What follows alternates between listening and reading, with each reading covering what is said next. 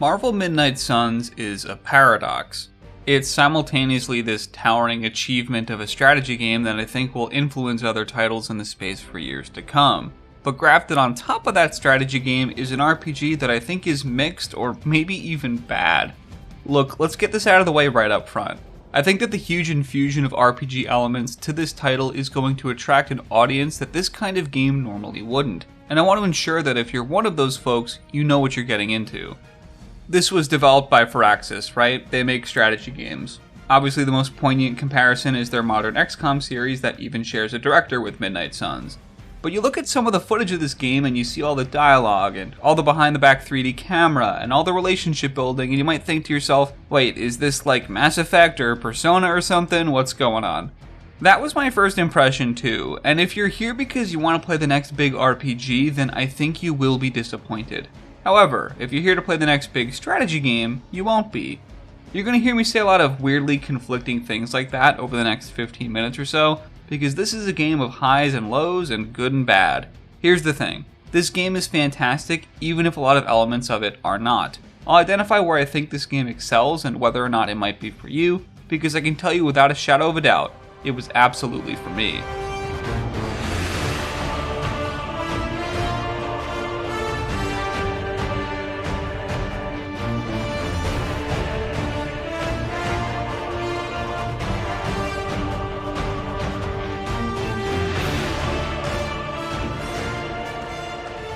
When Midnight Suns got its CG trailer last year, people were hyped. It saw some fan favorite characters that were underrepresented in the gaming space get some love, like Wolverine and Blade. About a week after that teaser, we got the gameplay reveal, and I remember the sentiment being a bit more tepid. That's when we found out it was going to have a major card focus, and I know that some folks checked out based on that idea alone. And here's what you need to know. I was not one of those people. I love card games and I love RPGs, so you can imagine how I feel about card RPGs. I was too young when I played Yu-Gi-Oh! Sacred Cards. It rewired my brain to love this little genre. Why am I telling you this? Because I was predispositioned to be all in on this game, and you need to know that that colors my perception of it. But with all that being said, even if cards aren't your thing, I think Midnight Suns does a lot to win you over. Okay, so the game is structured as a series of optional and non-optional missions that can be accessed from your mission board. When you're not engaging in those missions, you can do optional stuff around your home base of the Abbey, more on that later. When you go into a mission, you're bringing 3 Marvel heroes with you, one of which can be your OC custom character. Each of these characters has a deck size of 8 cards, no more, no less. You can mix and match different cards into that deck, and within the mission, those 3 decks get shuffled into a single 24 card deck. The way that a given turn is structured is that you can play up to 3 cards per turn split among your heroes as you please. Some cards generate a resource called heroism and other cards deplete that resource. It's pretty intuitive once you get into it, but it serves as a tremendous foundation for the types of strategic experiences this game excels at. Now the missions are typically going to have you being profoundly outnumbered. Nearly every mission is like an endless horde you need to fight through in order to achieve X objective or kill whatever important supervillain. There's also importantly no grid, and movement and positioning is handled way differently than you might expect. For starters, cards don't have a minimum or maximum range. As long as you have the card and the resources, your heroes will automatically move to get within distance of whatever they're attacking. That right there is a huge shift in how this kind of game is conventionally approached, and I was skeptical at first. But there's a much bigger emphasis on your opponent's positioning to compensate. The ability to knock people back isn't an exclusive mechanic to one hero, it's actually embedded into everyone's card set, because dealing with high quantity low health foes is the game's most common obstacle. You're supposed to be infinitely more powerful than everyone else on the field, which is why the weakest and most common enemy type doesn't even get a health bar, just flick them and they'll fall over. And the high frequency of knockbacks helps ensure that, along with some environmental hazards to knock foes into and even the ability to push people into your allies for bonus damage, you're practically playing pinball with how much power you exert over your enemy's positioning. Every hero can also expend some heroism and directly interface with the environment by knocking down poles or kicking debris around.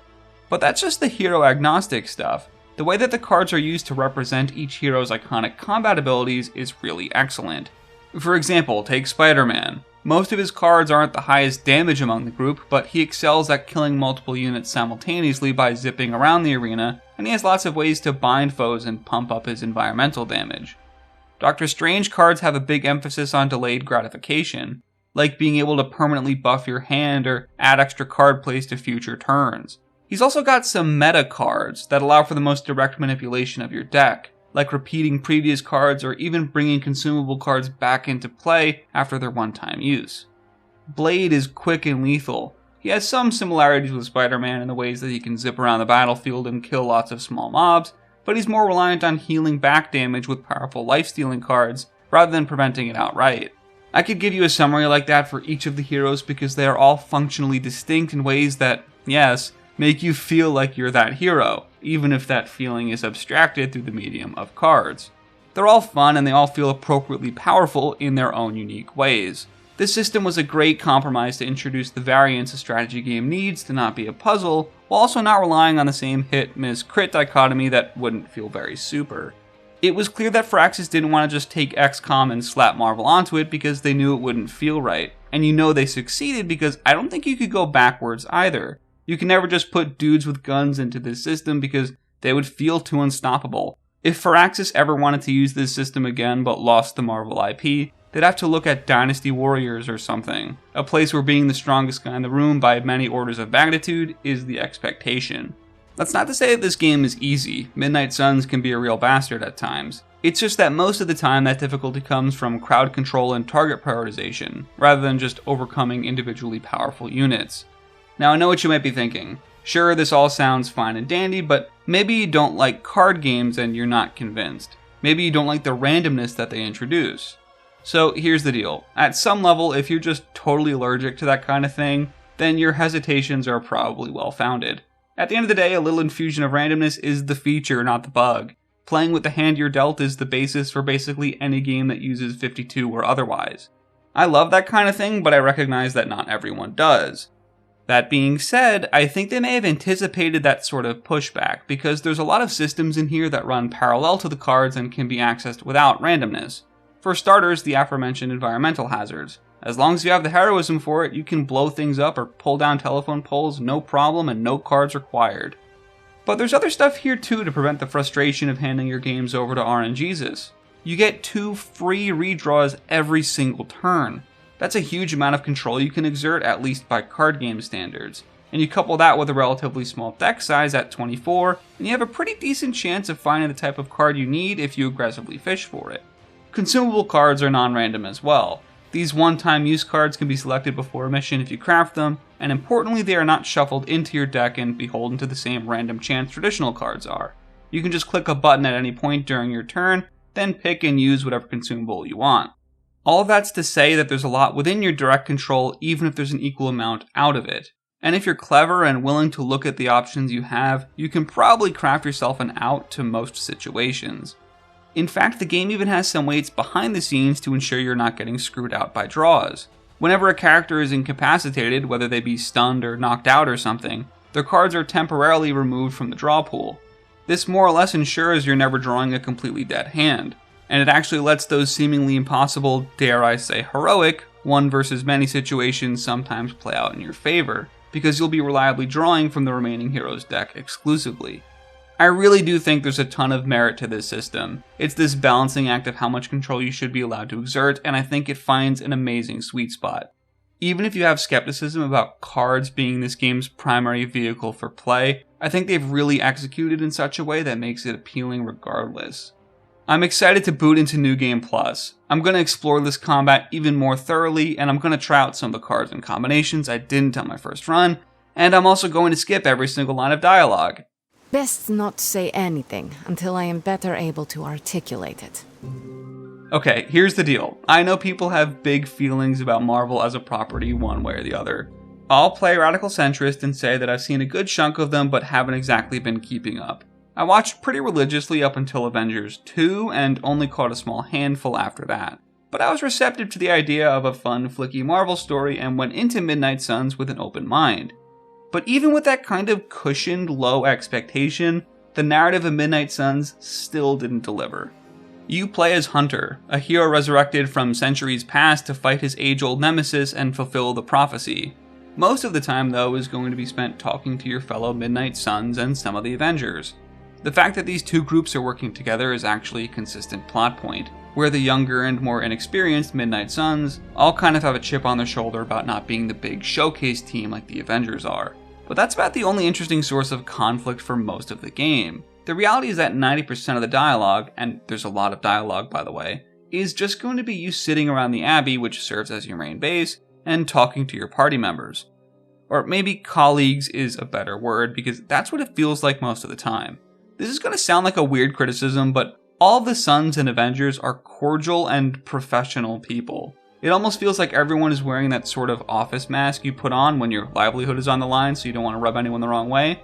The end result is that the team just feels completely lifeless. And the few times that there are conflicts or awkward situations, they just feel really forced.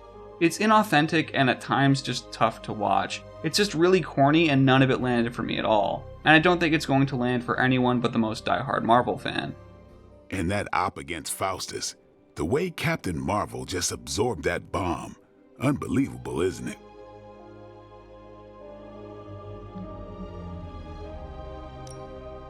Yes, she is quite the marvel. I see what you did there, and you're not wrong. I don't think this is aided at all by the way in which the writing is delivered. On top of it mainly just being talking heads with kind of goofy looking models, the writing needs to work in service to the gameplay. This is a systems heavy game from a systems heavy studio, and the conversations all feed into a sort of relationship management sim, and in many ways I think they're crippled by it too. So you get this relationship score with every character that goes from 1 to 5, 1 being distant respect and 5 being close friend. Now I think that 5 levels actually works pretty well from a gameplay point of view. It gives enough unique thresholds wherein new abilities and passive buffs can be unlocked. But the problem is that it just makes these engagements very transactional and ensures you're going through the same wheel-spinning motions with every character. There's also lots of opportunities to talk to your partners one-on-one and bring them out on what's effectively platonic dates. The game gives you full control over who, when, and where you want to go, and that sounds nice until you realize that it means that none of them could be truly unique. All the venues and characters are plug and play, so you just do whatever and have this completely vapid conversation that's supposed to be down to earth and humanizing, and it just ends up feeling pointless. There's just so much written content here, like seriously there are dozens of hours of dialogue, and it's almost shocking how little of it is compelling. This might be the least an implementation of these characters has resonated with me, and that's a real shame because engaging with them is compulsory most of the time. But dialogue isn't the only thing you do at the Abbey. You can actually walk around the grounds and there are chests you can open with cosmetics and secrets you can find and that kind of thing. It's also how you'll navigate over to your partners to talk to them and how you'll go to the card upgrading station and that kind of thing.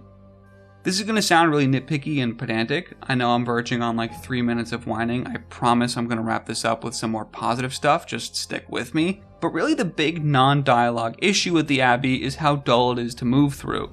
Okay, so you're probably a gamer if you're watching this. I'm going to take a leap and assume you've played a few 3D games that you like and enjoyed. There's a pretty good chance the developers of those games put a lot of intentionality into how your character moves and animates and accelerates in a way that makes controlling them feel good. That sort of nebulous game feel. The Abbey does not have that. You just very rigidly walk around and do a whole lot of nothing. It feels a ton like those corny campaign modes that they slap onto the annual sports titles. That's the best comparison I got. It really feels unfinished just how dull it is to move through these spaces and the kind of rote video game things they ask you to do within them. There are some really simple puzzles you can partake in, but the most common activity is just like opening chests that give cosmetics. But these chests aren't hidden, they're just out in the open around the Abbey, and they also close themselves after a few missions so you can open them again, which I kind of get because they want this to be infinitely replayable, but it robs the Abbey exploration of the one small checklisty completion sentiment it could have had. However, the Abbey completely nails RPG progression. Yes, the need for rigid friendship structures hamstrings the writing. Yes, every conversation you have feels like you're making a transaction for resources. But despite all of that, the gameplay systems at play here are superb. The rate at which you acquire new cards, and acquire card upgrades, and expand the Abbey to accelerate friendship bonuses, and unlock legendary cards and new costumes and color palettes, all of that works really, really well. There's this intangible quality to how it unfolds and how it drip feeds to you and how the quest markers will nudge you towards the next thing on your daily wake up, do Abby stuff, do mission routine. And all of that is kind of obvious in hindsight, right? I mean, Firaxis was built to do this kind of thing, they excel at this kind of thing, and it's clear that there was intentionality put into these systems. Hell, those friendship levels I mentioned, you can prestige them. I think that kind of sums it up, right? That's the kind of game this is. Systems on systems on systems. And those systems are good, I love them, I can't get enough of them. And that's why it's such a damn shame they're bolted onto such a middling RPG. Marvel Midnight Suns is a paradox. It manages to be this exceptional game of the year strategy game, but it fumbles the bag when it tries to do anything else. Which is particularly damning because of how much time it spends doing those other things. It's amazing and terrible at the same time, which makes about as much sense as a sun at midnight.